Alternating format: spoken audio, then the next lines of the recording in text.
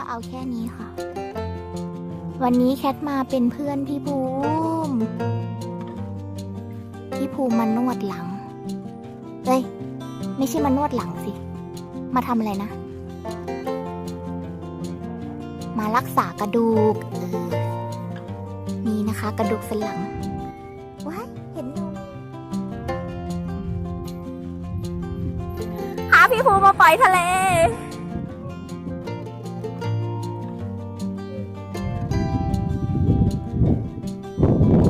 เราจะลงได้ไหม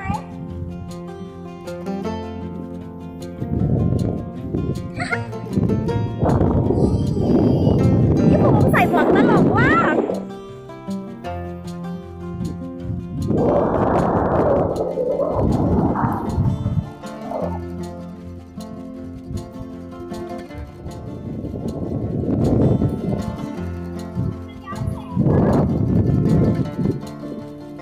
เอาแหว่ง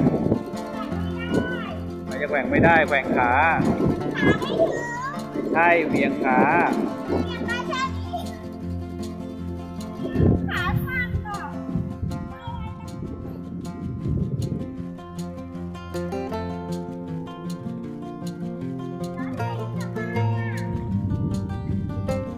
ก็หลายๆมุมดิ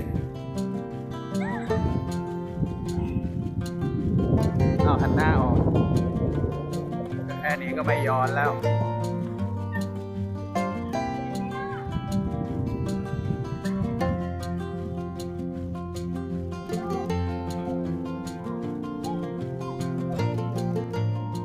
ไหนโยกให้ดูหน่อยแน่จริงโยกให้ดูหน่อยไหนล่ะเดี๋ยวขาดแล้วจะบอกให้